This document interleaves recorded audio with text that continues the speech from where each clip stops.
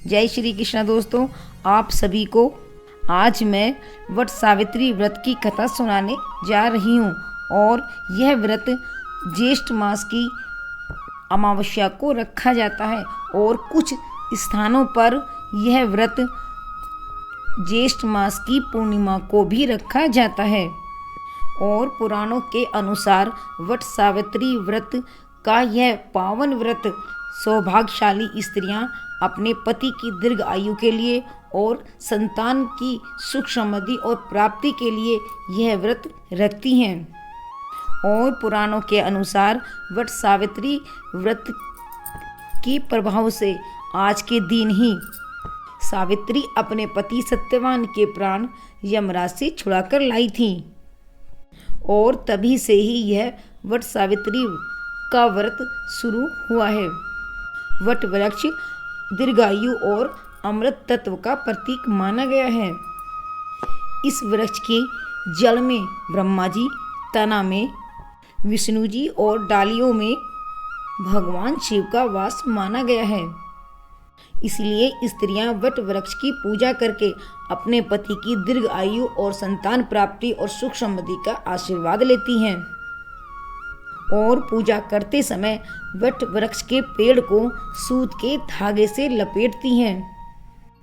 और वट सावित्री व्रत की कथा का उल्लेख भविष्य पुराण में भी मिलता है।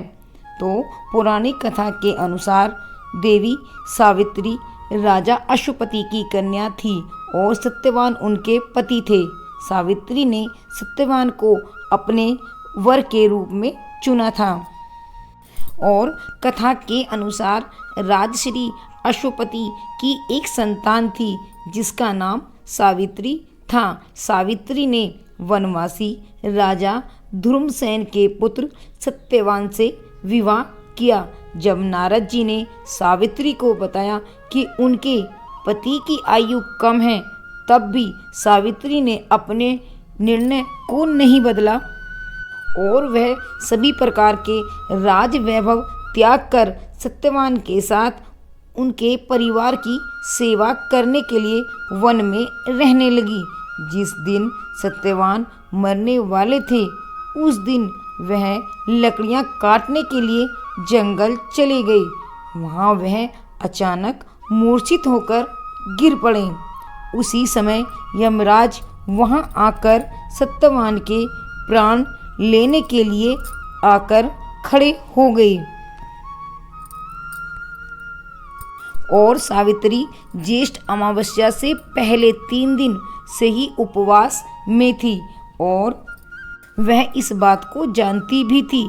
इसलिए वह बिना व्याकुल हुए यमराज से सत्यवान के प्राण न लेने की प्रार्थना करने लगी। सावित्री के ऐसा कहने पर भी यमराज ने सत्यवान के प्राण नहीं लौटाए। तब सावित्री यमराज के पीछे पीछे चलने लगी। यमराज ने सावित्री को बार बार मना किया, कई बार मना किया, लेकिन फिर भी सावित्री उनके पीछे पीछे बिना डर चलने लगी। और फिर सावित्री का यह साहस देखकर वे बड़े प्रसन्न हुए और उनका त्याग देखकर भी वह बहुत प्रसन्न हुए और बोले कि हे पुत्री, तुम मुझसे 3 वरदान मांग लो। तब सावित्री ने कहा कि आप अगर मेरे से खुश हो और मेरी पति के लिए की गई पूजा अगर सफल है, तो आप मुझे पहला वरदान यही दीजिए कि मैं जब अपने घर वापस लौटूं तो मेरे सास और ससुर की आंखें ठीक हो जाएं, उनकी आंखों में रोशनी आ जाए। और दूसरा वरदान आप मुझे यह दीजिए कि जिसने मेरे पति का राज्य छीना है वह राज्य हमें वापस मिल जाए। और तीसरा वरदान मुझे आप यह दीजिए कि मुझे 100 पुत्रों की प्राप्ति हो। यह सुनकर यमराज ने तथास्तु कह दिया। और फिर यमराज ने सावित्री के सिर पर हाथ रखकर उसे 8 सौभाग्यवती का भी वरदान दे दिया। और फिर यमराज सावित्री और सत्यवान को छोड़कर अंतर ध्यान हो गए।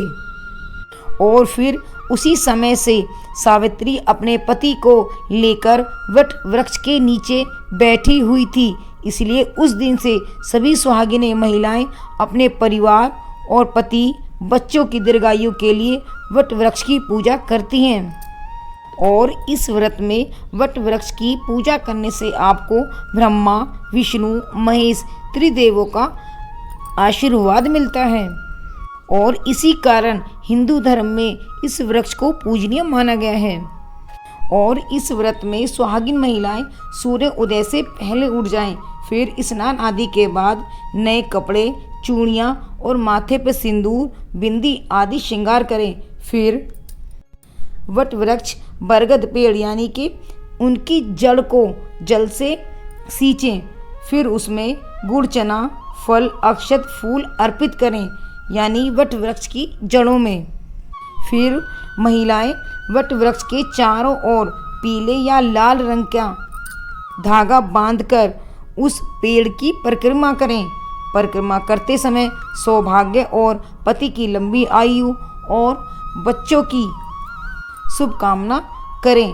और इस दिन स्त्रियां अपने घर के बड़े बुजुर्गों को वायना आदि निकालकर अवश्य दें। और इस दिन आपको कुछ भी किसी को दान करना फलदायी अवश्य होता है।